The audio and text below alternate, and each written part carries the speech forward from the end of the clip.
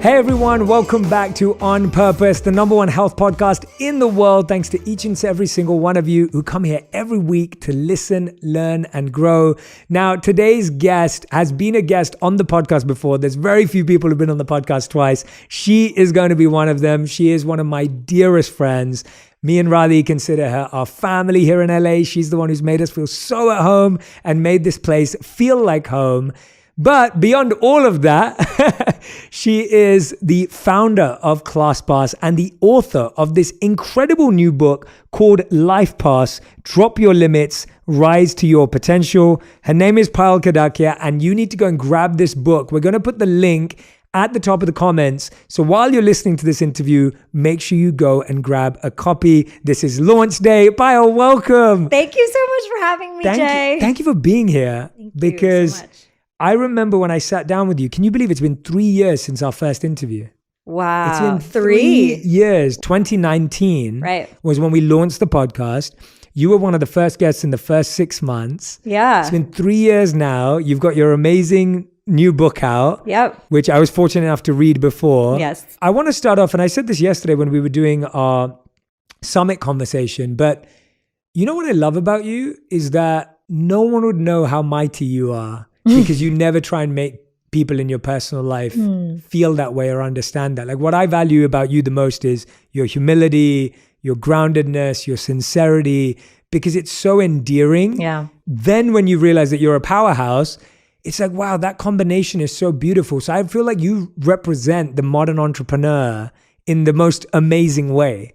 And I want everyone who's listening today to connect to that. Yes, Payal has built incredible business and like all of this amazing life, but it's like the heart with which you've done it and how you've protected that heart is what I value in you. So I wanted to start with that because I really appreciate I had to that. tell you. And I have to say, I give that credit to my parents because I think when you've seen people struggle and go through something, and then when you then have the gift to be able to give to others because of the hard work of other people, I think you just are so grateful for the journey. And I never, ever would take any of this for granted. Oh, I love I know, it. I'm tearing thinking about it. It's beautiful. Sure, you just started coming on, I'm crying. It's thinking of your parents does that. And your parents are amazing. And you know, I've had the fortune of spending time with them, and it's so beautiful to see your love for them and connection. You know, they're so proud, of course. But let's dive in. Last time you were here, we actually talked about the journey of like building ClassPass. We talked about SAR, which I want to talk about today as well.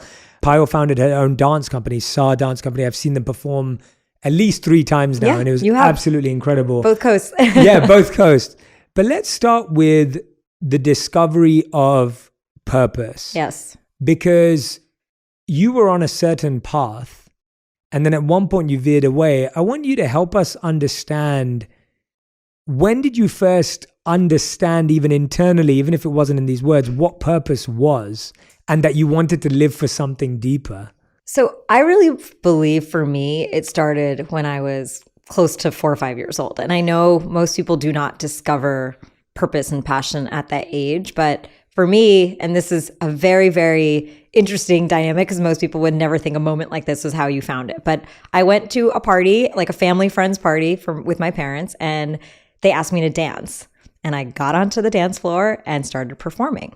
And of course, like it's nice to have everyone looking at you and all of that, but it wasn't about that for me. It was this feeling that there was something inside of me that I gave to others, right? There was magic created between the audience and me in that moment.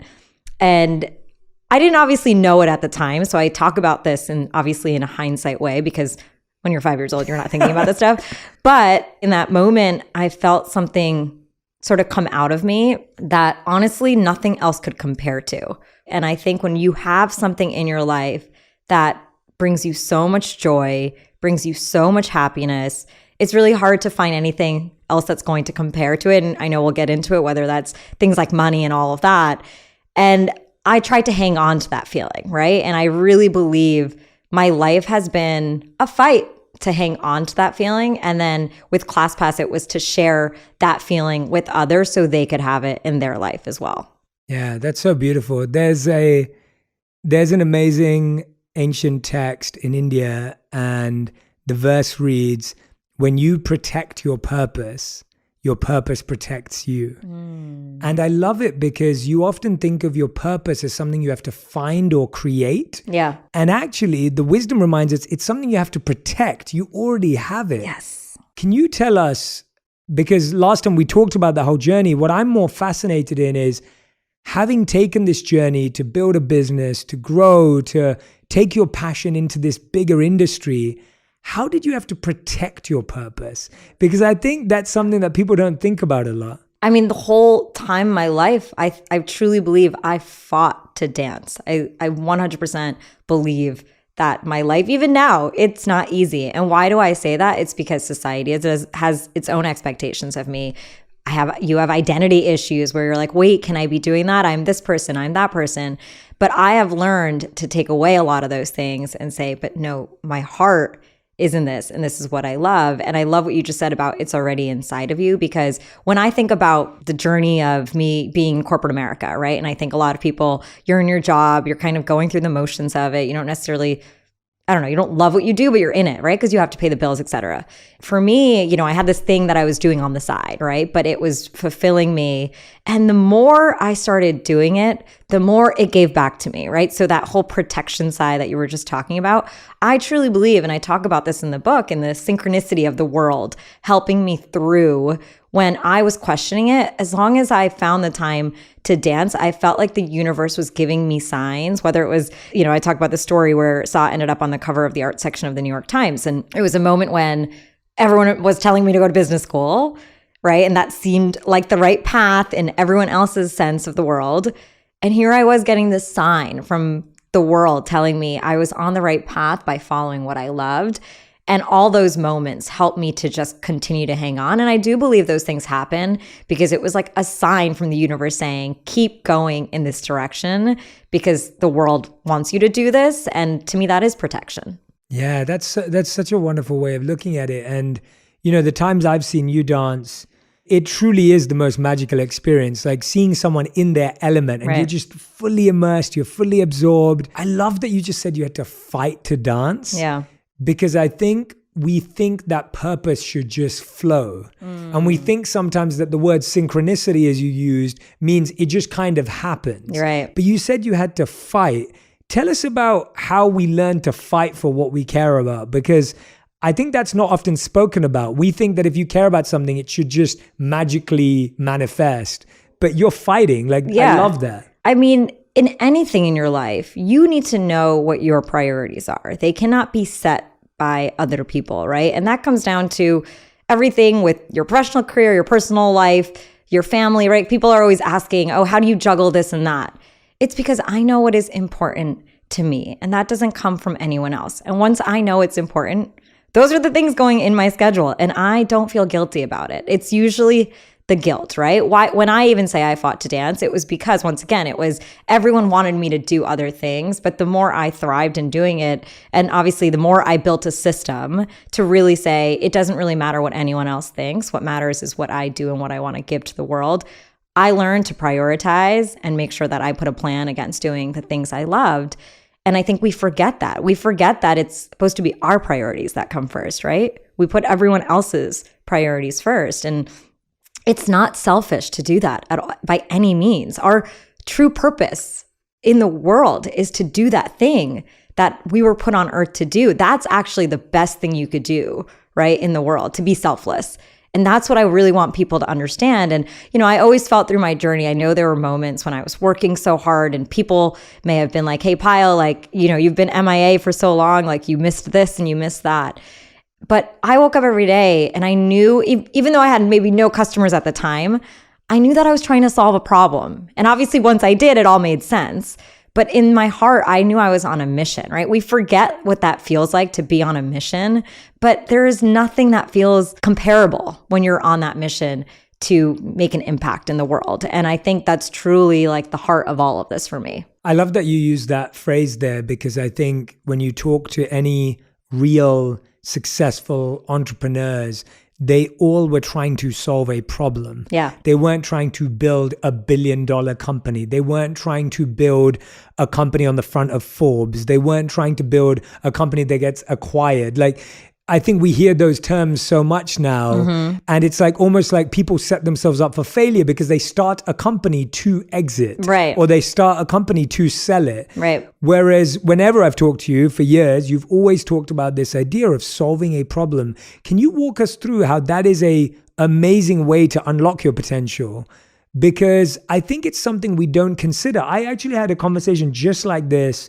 I was back in London during Christmas. Right. And I was driving to an event and I met someone and he was saying to me that I think, I just need to make more money. Like, how do I make more money? And I appreciate that. Right. A lot of us need to make more money and find new ways to make more money. We all have responsibilities, 100%. And I said to him, I said, well, let's ask this question differently. I said, what if you ask the question, what problem can I solve? And I said, I'm sure you're going to come up with way more ways to make money than if you think, how can I make money? Right. Because when you ask the question, how can I make money? Then you only think of those things. Walk us through how you really focus on a problem and how to problem solve as an MIT dancing CEO. There's so many parts to that.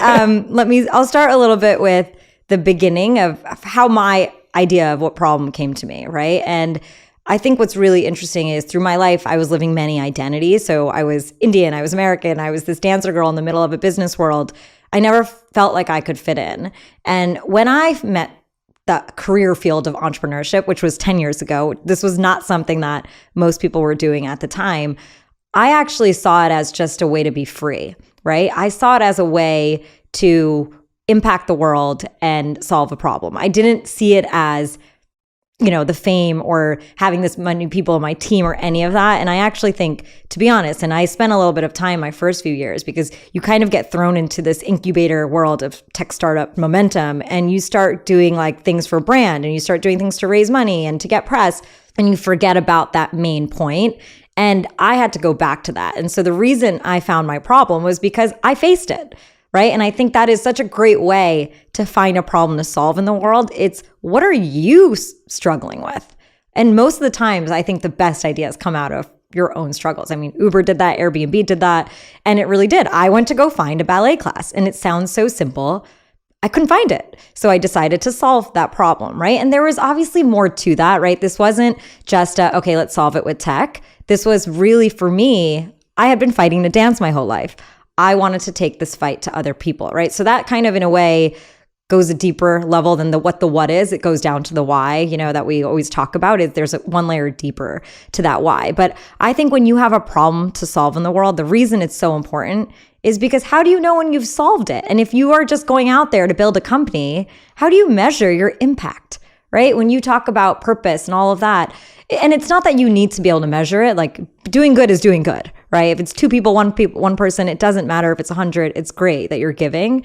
But I think for me, when I realized people were going to class because of our product, and even yesterday I was talking to someone and they were like, "Oh my God, I just want to tell you, like I found all these new studios in Los Angeles because of ClassFest." I'm like, this story never gets old to me because I know how impactful going to one class is for one person, and I think you have to really be bought in to the solution that you're solving for, because it can't feel like, okay, I checked it off and I'm done. And I think that's where some people get stuck too. It's not a one and done. It's a journey, and it's a constant journey that keeps going forward. But the other side of this, a little bit in the foundational thing. So yeah, I had a great education that helped me, learn to problem solve from MIT, and I worked at a consulting firm. So I did have the mindset. But you know what? I think of the success behind my company truly comes from my creativity. It does not come from the fact that I had all these skills and this experience.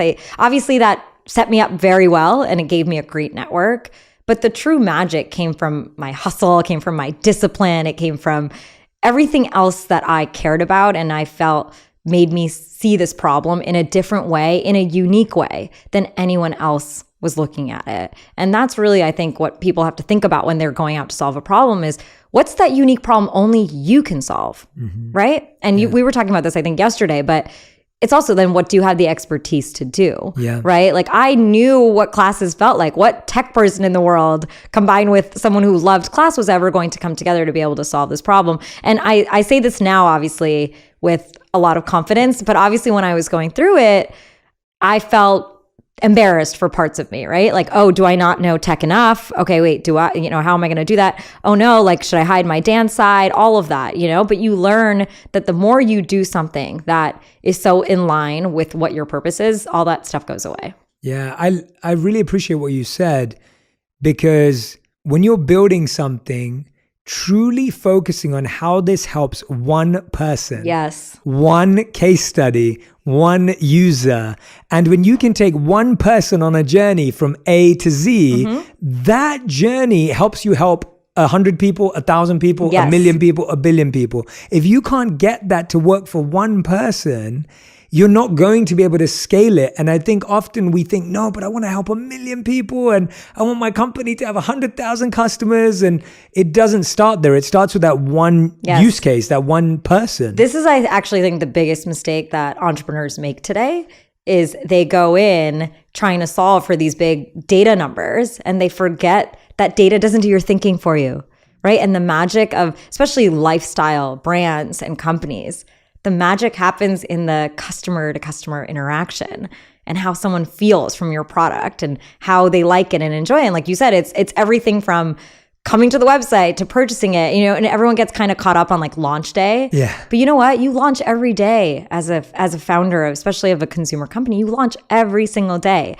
because someone new is finding you. And I think that's a shift in the mindset that a lot of people need to have. And I love that. I mean, it's so true. I think some people, they forget that if not even doing it for one, they raise all this money and they build all this momentum, but they haven't proven the fact that it works for one person. Yeah, well said. Tell us about what you just brought up there, because we've talked about this as well. And it's interesting for me asking you this, because now when I talk about having lived as a monk, people are always like, oh yeah, Jay talks about that. And there'll be some people who'll be like, oh, well, he's talking about it because it sounds cool. And I'm like, I actually was embarrassed when I went back into the workplace to tell people I'd lived as a monk. Interesting. Because they didn't have, so it wasn't that I was, some people will say, and I know no one who listens to the podcast, but some people will say, well, oh, Jay does that because it makes him sound like he's done something amazing with his life. And I'm like, no. Actually, when I first came back into the workplace, I was insecure about it. Right. Because it was like, you're 3 years behind. Right. Like I'm 26 years old in a 21-year-old graduate position. Right. Because you didn't do the path everyone else was doing. I didn't do the path. And so actually I was scared of sharing my experience. Yeah. Because I saw it as a weakness. I thought if people know I've been a monk, that they're going to like be able to use that against me, because then I haven't had the experience they've had. And so I've experienced that imposter syndrome too. And even now when I'm in media, sometimes it's the other way around, where I'm sitting at a table and I'm like, why am I at this table? Like, so imposter syndrome's always there. Absolutely. And you're saying that you had it. Of course, there is confidence now, but there's also that insecurity still today. Of course. And it was there then. Walk us through how you dealt with it then. Like when you were like, I'm a dancer, but here I have to be a CEO. And of course, women entrepreneurs and female entrepreneurs, like that whole journey is added to this whole journey of you as an individual. How did you handle it then? What were the mistakes you made? That's what I was going to say. I was going to start with, well, let me tell you all the ways I did it wrong. Because to be honest, I think for the first half of my life, most of what I did with a lot of these identity issues that I think we all face is I just separated them. Put like Indian Payal in one place, put American Payal here, put dancer Payal here, business Payal here. And I built my own worlds, right? So like they were all just very separate. And, because I was type A, I was like, let me succeed at being all of them, right? That was sort of my way of learning how to do well and build skill. Great. So that was what I originally did. I think for me, a few threads started happening. The Indian American one sort of came together with dance, right? And as I started feeling like I had an environment to succeed in, and that was thriving, it helped me be both sides of who I was, right? And I think people underestimate their environments that they're in, and they are sometimes put in environments that do not serve them and their authenticity, and you really need to question it. You do not need to stay in a place that is trying to suppress you. And I mean, I always think about this. I'm sure there are people who I worked with in corporate America when I literally was probably quiet. I was like, I tried to like disappear in the room, who were probably like, that girl built that company, because I wasn't in the right environment, and it really depends on where you are. I think for business and sort of creative dancer. Payal, what happened originally, like I remember when I go to fundraise, I would like show up in these business suits, and I'm a petite human being. So I always felt uncomfortable. I always felt like I was like drowning in the clothes and didn't feel like, I could be, the tiny but mighty person I feel like I can be sometimes. And I remember never feeling great in those meetings because I almost like over-rehearsed like data. I over-rehearsed like all the finance numbers and all the things that actually didn't matter at all. And I started to realize, and this took me a minute, and I remember actually this conversation. I was sitting with someone in my Techstars company group. He was another CEO. And he's like, Payal, you've clearly like succeeded in your life. You have a formula, a pattern of success in your life. What is yours? Like follow that if this is not working. And as he asked me that, I broke it down to so I know how to like succeed in dance, right? I've been able to like get the right job. And what do? It's like I go and study, I rehearse, I try and find a way for it to connect to me and authenticity with storytelling. And I realized I was missing that whole side of it from pitching my company because I was walking in like a robot. Like, how is anyone going to like me? I didn't like me. And I think that's really when I realized I needed to be the full version of who I was. And so I started walking into those rooms and I would be wearing my leggings instead of wearing a business suit. And I think people were like, you are the right person. And by the way, MIT was never going to leave me, right? Like Bain was never going to leave me. I still had that credibility. I needed to wear that in a way that made me feel confident. And over time, I just stopped seeing any of the differences. And I think that's really the most important thing I would tell people is at some point, you just have to actually embrace all those things that make you different and know that your journey set you up to be that successful in that moment to do whatever you are going to do going forward. Yeah, that's so powerful, like what you've just said, because the challenge is that we only attract the right people into our lives when we don't hide parts of ourselves. Because if you hide parts of yourselves, you're only attracting what they find attractive is parts that you haven't hidden.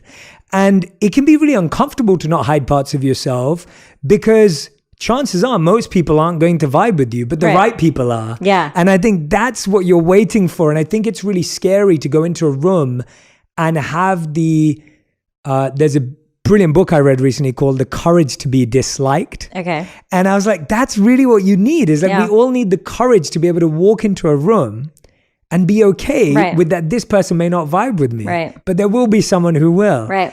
And walk us through, what do you think, I want to hear this because I think your dance experience is it's what gravitated me towards you. So that's another perfect example of what we're just saying. When I first discovered you on Instagram, it was like, I just saw you posting and I was like, wow, this is amazing. Like, who's this American Indian girl or Indian American girl who's posting these who's posting these incredible, like very classical, timeless work of art pictures of dance with Sa Dance Company. And I was just like, I've never seen something like this before. Tell me about what you think dance taught you about life. Oh, yeah. Because I think you live the way you dance. Yeah. And I hope to. I mean, I always say like, I hope I'm choreographing through life, And I used to always feel when I was walking through like the streets of New York, I just felt like I was dancing. And, when you meet like the barista at Starbucks, like I feel like you give that energy if you feel like that. And I do feel it's like, it's an enlightenment and it's a This is why you need a musical. This is why, Payal, if you direct musicals or theater productions or movie, please reach out because when you said that, all I visualized you was like doing a musical where you're like singing and dancing as you walk into the barista. Okay, as an aside, and this is actually a really funny story, is when I was younger, like literally like 5 years old, my parents would take long drives, right? My sister would be like looking out the window and I would put headphones on and listen to Bollywood tracks and literally see people dancing in the mountains in my head. Like I have been choreographing since I was so young in my head. Like I don't know why, but probably watching too many Bollywood films when I was younger, but I don't know. I just saw the world that way. I just saw that's how people work together. So as an aside, but going back to what dance has taught me, I think to start with that, I have to go back to Ushanti, who is my dance teacher, who literally taught me, obviously not just how to dance, but she taught me how to show up to life, right? In India, we talk about gurujis, right? A lot. And it's someone who bestows knowledge upon you. You respect them because the one thing that's indestructible is knowledge, right? Mm-hmm. She, of course, was teaching me steps, and at the time I didn't necessarily appreciate everything. I was like, wait, I want to go and have fun with my friends. but she was teaching me about where I had come from, right? The women of India, my ancestors, which made me feel much more stronger in who I was, even though, once again, I didn't know it at the time. But she also, she expected us to be on time, right? She expected us to practice. She expected us to have our hair up. And I know it sounds a little forced, and it can, some people are like, oh, wow, like that, she's so strict. But I am so glad I had her in my life. And even today, she is one of the first people I call to be like, hey, I'm dealing with this. What should I do? Because she will give me the toughest, but the best advice, right? She even the other day, I think I sent her a dance video, and she's like, I'm not going to praise you. So if you're sending something to me, I'm going to give you real feedback. And I love that, because it keeps me growing in everything that I do. And I think as I grew up and started dancing more, so college is sort of this other time that happened in my life when, once again, like I'm a tiny person, I'm the baby of my family. I didn't know what it meant to be a leader, right? I had never taken on that role. And I think in anything in our lives, right, people don't realize you can take a leadership role in the smallest thing. It could be literally planning a family vacation, right? It's really just about learning how you work and how you lead with like a vision, right? And so for me, even at college, it probably started with choreographing 40-person dance shows, right? How do you organize people like that and think about communicating, right? And getting everyone to move in the same way. There is no difference between that and running a team. And then by the time I started SAW and I was building confidence because I was good at executing these shows and these performances, and people were gravitating towards it because they were like, wow, you're really good at what you do, and which helped me build confidence, even though, once again, this was a side thing I did my whole life. And so by the time I was building SAW and started, putting down money towards like doing big shows in New York City and seeing like Indian celebrities want to come to it, seeing us sell out shows, the week before, seeing my ability to, find a stage manager and a lighting designer when I didn't know that world at all. Like I was in the business world. I didn't have any idea, and I was in the middle of New York City. To see a lot of that just made me believe in my ability to execute. And I think we forget how important execution is and the confidence it gives you, right? So you can have an idea, but if you've never really completed something in your life, you don't know, right? And in the smallest form, like ClassPass to me literally started with a 100-person dance show because that was the first thing I ever did. That was sort of my own with a vision, and I got people to come and band against. And you know what? Some of those people who came to that first show of mine became my investors in ClassPass. And I think everything is connected because my other point on this is I always did good work, right? Because I was always doing what I loved, right? It wasn't do good work because the world is telling me to do good work. It was I like to put my heart into things. It was the only way I knew how to operate. And I think that came from the basis of dance. It was, how do I do everything with that love? How do I choreograph my life and give dance into everything I'm doing? Because it adds joy to it, to everyone around. Yeah, I think that point that you made is so important because you were doing everything you did with love, care, and attention. So people, when they saw you, whether you were dancing or whether you were in a meeting, they could trust Payal does things with love, care, and attention. Yeah. And that's why the people who came to your dance show became your investors. The problem is we see everything as disconnected. We think, well, that's what I love and that's what I hate. Or that's what I really want to do and that's not what I want to do.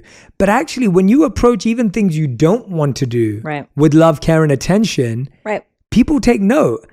And then that starts to become a connection. Like the fact that you used what you learned in dance to choreograph teams, just that idea, if anyone's listening to that right now, you may be going to a job every day that you don't like, but I promise you there's a skill in your personal life that you love that you can apply there.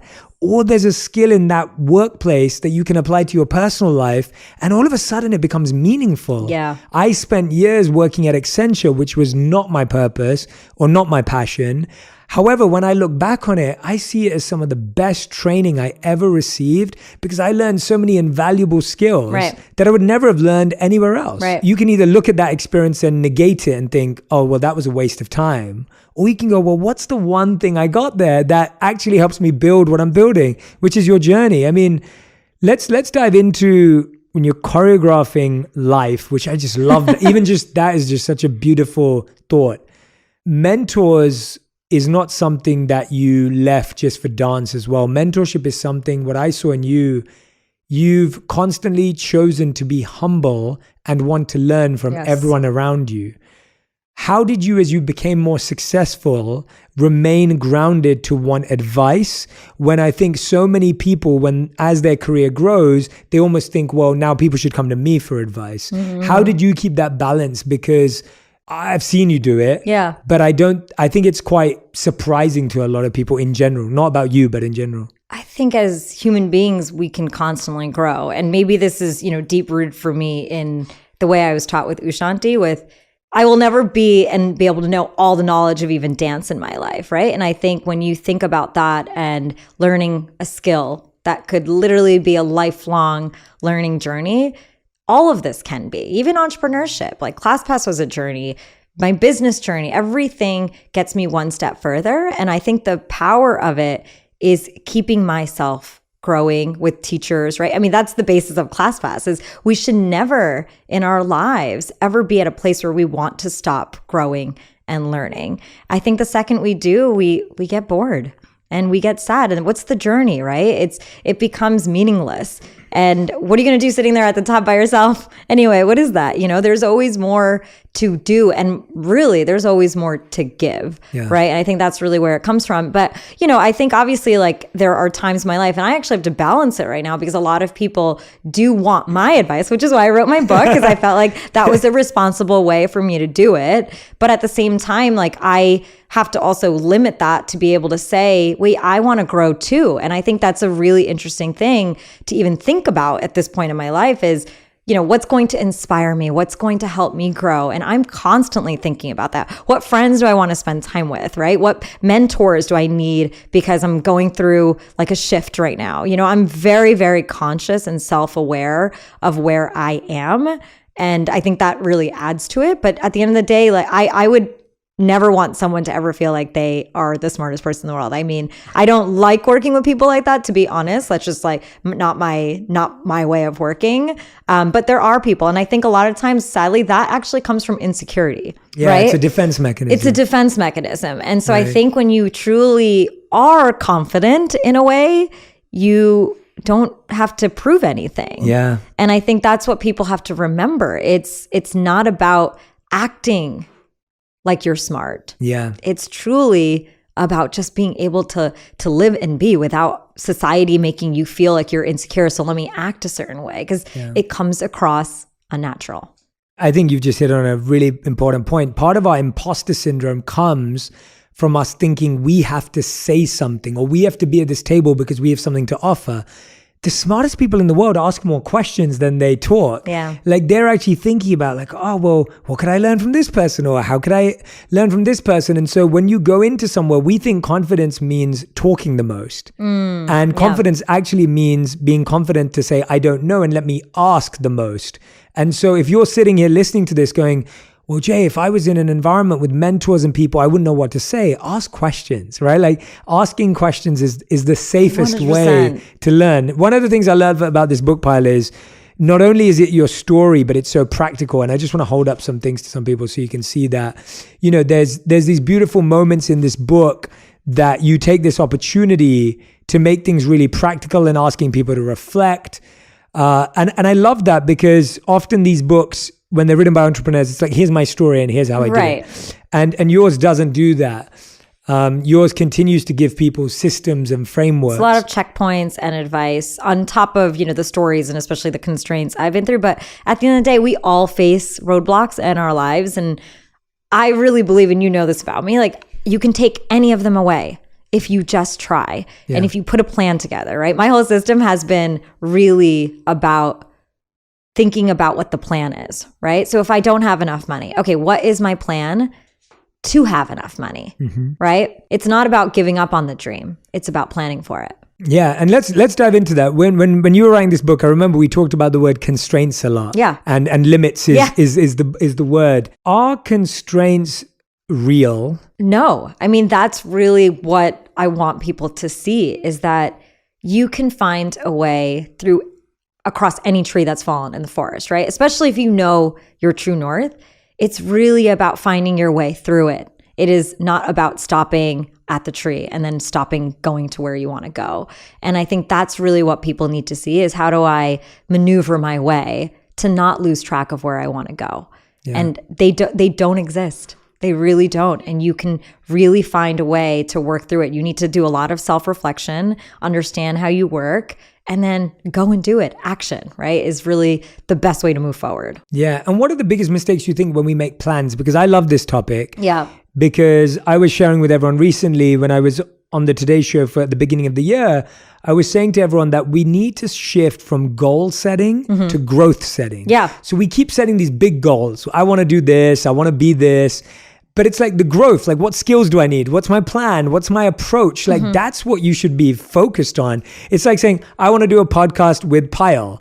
And you can have that as a goal, but it's like, whoa, have we thought about what we need to build a podcast? Like what we need to start. Yeah. So walk us through, what are the mistakes we make when we create plans? Or do we even create plans? Because I'm not sure we do. Right. I think we just set these pie in the sky This plans. is a great, and by the way, the whole whole book explains this. Well, the whole last third of this book is the Life Path method, which is I call it goal setting method. But really what it comes down to is these itty bitty goals, which are so minute that they do not feel big at all. But like you said, it's about getting started. And the way I've thought about it, and it helps to solve a lot of the problems, is I first start with you reflecting, because you need to know where you are today before you start setting goals. And a lot of times we start setting goals without really taking stock of where we are today. So that's sort of mistake one, right? Yes. Then the second one is I go into a dream mode, right? Which is, what do I want to do and be in a year? But that is not about check marks. Like I'm going to run a marathon and buy a house and all these big things, like you just said. I like to anchor them in words, in feelings. How do I want to feel in a year? I love that. Because that's something I can really put intention behind, right? And put into my body. I can go back to and feel like, am I going towards that or not? Where, like I said, running a marathon is just a check mark in our life. Then the next part of it to me, and this is because I'm super analytical and like love time, I think people really need to think about where they spend their time. So this whole next part is about focusing. You cannot set goals in every aspect of your life all the time. It's never going to work, right? Mm-hmm. You're never going to be able to make an impact on every aspect of your life. You're probably going to end up failing and then being able to feel like you can't do anything. So my structure in the third step is really all about focusing in on 3 to 5 areas of your life that you can focus on, right? And so that might be like, okay, my family, some friends, and work, right? And you get to the point once you're there. And then the last part of this, and this is, I think, what I feel like I've done really well throughout my life, is I know how to set the goal, right? Because it's not even a goal, like you said, it's really about the action you need to take to get to where you want to go. And, pretend you want to go and learn tennis, right? A lot of people would be like, yeah, okay, I'm going to play tennis. And the whole year will go by and they'll never sign up. Yeah. It literally comes down to, maybe it's take 1 hour to get on to the internet and search for 3 instructors near you. Find reviews on them. Sign up for 1 class. Even if you don't go to the class in that 3-month period that you're doing this exercise, you're still making progress because you at least are getting closer to doing that first class, right? Because until you actually go and show up to that first lesson, you haven't gotten anywhere in that goal. And I think that's what people forget. And there's a lot of mistakes. People don't share their goals. I think you should always be so proud of what you want to do. You'd be so surprised how much your friends and family will support you if they know what you really want to accomplish in your life. So I have a lot of that. I know. It was a loaded question because I was like, that is the whole book. It is. But like you said, I do think people make a lot of mistakes here. And it's really, like I said, and this is, one way of thinking about it. It really comes down to having a practice for yourself of how do I look inward, focus myself, and then set goals and feel the confidence of, I set these goals, I did it. Okay, great. Let's set bigger goals next time, right? You can only get to the bigger goal if you start with the smaller step and fulfill that. When you have a dream and it feels really big, the question is, what's the smallest thing I can do right now? Right. Like, what's the first thing? And that's what you just broke down. It was like, I want to play tennis every day or this year, but it's like, let me just find an instructor. Right. That's very achievable. Right. Right. And I think that's the point that I remember sitting down with a friend once and he really wanted to direct theater shows. And I was like, that's a big goal. And we literally just broke it down to the tiniest thing he could do today. It's like, it's literally like with something like that. I think I have it in my book. It's like, even watch three plays. Yes. Yeah. Right. Like, I know it's weird, but it's like watching 3 plays. And actually it's funny, right? I think you've talked about this a lot. Sometimes people think like watching stuff that we enjoy it's part of your goals too, right? So a lot of times someone would be like, oh, that's like leisure time. I don't have time to watch the plays. But no, you just put it as a part of your plan towards your goals. So in a way, sometimes doing these processes of setting goals makes you also realize like the reason you're inclined to watch that movie, it's because you need inspiration right now in your life. Totally. And that is still like fulfilling. It is not about you being like lazy, right? And I think I never feel lazy even when I'm like chilling. I think we talk about this a lot is like sometimes we need that time, right? Yes. And that's like a part of scheduled time in a way that I know I need to replenish. I never think of it as I'm being lazy. I mean, our times are so busy, but I think we have to think about what we need, not just professionally and not just to like in obligation of other people. It's also what we need to keep moving forward. Yes, definitely. And that's what I find so fascinating about what you just said is that we get lost in just how big it is, and it feels so heavy. Yeah. And it feels so far, and it feels so out of reach that we just give up. Right. And I'll give an example of something right now. So I'm at a stage where we're growing and I really want to be a good leader. And that's something that's new to me in this world of work. If I was a leader in the monastery, it was different to being a leader here. Yeah. And so my goal is to read a chapter a day of this book that I've been reading called The Culture Code, which is just a phenomenal book about that. And I've been doing that. When I was reading your book, I was feeling like I was growing in so many entrepreneurial ways. Right. I was sitting here reading Life Pass when you sent it to me in advance, and I was like, oh, wow, like this is what I need to do with people and this is what I need to do with time. And so your goal right now, if you have a passion, is just read Life Pass. Like literally, like no, genuinely, like, that can be as simple as it is. Like you may say, I've got a passion, I have a goal, I want to build it into something real. And when we say something real, it doesn't have to be a $1 billion company. It can mean something that takes care of me and my family, right? Like it can be that. Yeah. But then apply what you're learning here. And your goal right now could just be, I'm going to read a chapter of this book a day. I'm going to read a chapter a week. Right. I'm going to read a chapter a month.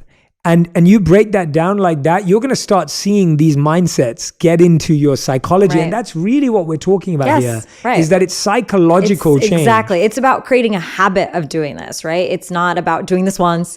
Nothing's going to happen if, we all always talk about that. You can't do something once. It's about building a practice about how you also can trust yourself, right? How do you get into a place where this becomes about you being excited about it? No, goal setting list should be a to-do list, right? Nothing in your life should feel like a to-do list. It should feel exciting, like it's moving you forward, but you're the only person who can tell yourself that. Yeah. Let's talk a bit about Zayn. Oh, it was his second birthday. Yeah, this last weekend. Literally last weekend. My little baby, I know. And he's so grown up. I mean, he is so grown up. Watching him grow over the last 2 years. Yeah, you've had one, because of the pandemic. It's great that he's had. We've had Uncle lots Jay. of good time. Yeah, and I felt like the last 3 months he grew even more because I didn't see him because I was in London, and I was just like, what? I was like, he's so tall. But let's talk about what you're learning through motherhood, because I think that's a new chapter in your life. It's a new chapter, a new space, a new move for you. And it's like, that requires different growth. I mean, what are you learning personally from motherhood that you think you didn't learn from other things? I mean, nothing prepares you for motherhood until you become a mother. And obviously there was a lot of changes that happened because COVID happened right when he was born. But I think outside of that, what I've had to really just be conscious of, once again, my time, which I always was, but even more so, I think it was easier when, I would feel guilt or not feel guilty about like going to an event or something. It's really hard when you're like, oh, I just want to spend time with my baby, So there's hard times, but I love what I do. I think it's made it more important for me to love the work I do, right? Because I will always be an ambitious woman, and I want to, I really think it's so important for women to know they can always be ambitious at any point in their life. You have to build a support structure around that is another thing I've learned, right? Like this is, me and Nick talking. Nick is my husband. Yeah. It's Love me Nick. And him talking about like what support structure do I need, right? Like we have this book coming out. That's why like my family's here, everyone, because I'm like, what you need support in order to do these things in our lives. And I think a lot of times, especially as women, we don't always know how to ask for help. And, a baby is a 24/7 job and they're great, but you need to be able to also know how to take care of yourself, do the things that you still love, or you will be, completely, just doing one thing the whole time. And I think it's obviously you have to figure out your choice in that. And then the last thing is like, I think a lot of it comes down to also figuring out with expectations of society, I do think like there's a lot of things that still happen to mothers, you know, feeling like you should be doing this and that.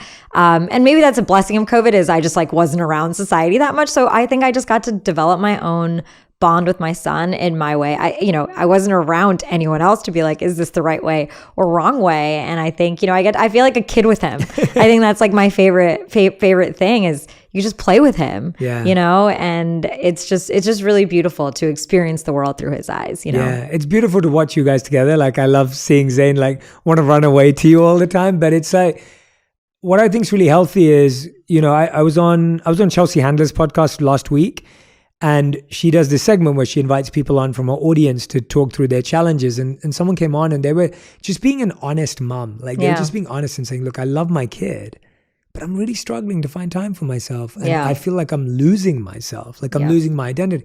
And I was just like, I was so happy to hear that honesty and that vulnerability. And even what you're saying today, it's like, I still have to find a way, because I love my child, but I still have me. Yep. And, when I see Zayn and it's like, he loves music and he loves dancing. And it's like, he obviously, when he watches you is being inspired. I know the other day, I think I had saw rehearsal and he came into my studio.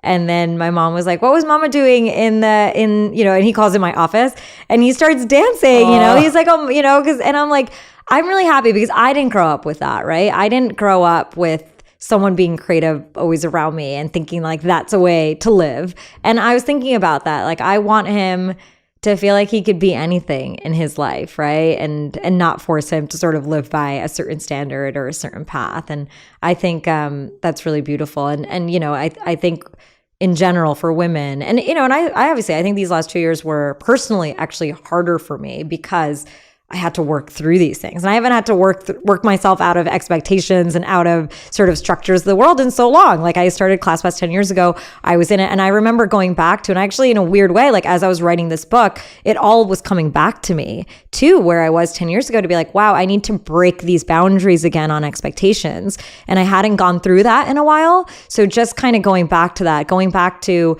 a sense of the center, right? Because I was on such a strong momentum my whole life. And then I had a kid and I just realized I had to like rethink so much and recenter, right? Yeah. And so in a weird way, my own book even helped me. I think that's like the beauty of these books is when you're writing them, they give back to you. And I remember moments, especially in the past, few years where I was like, wow, I remember the feeling of where I was 10 years ago. And sometimes I feel like I am right back there and I'm going through all of this again. And I think that's why it's so important to realize this is a muscle.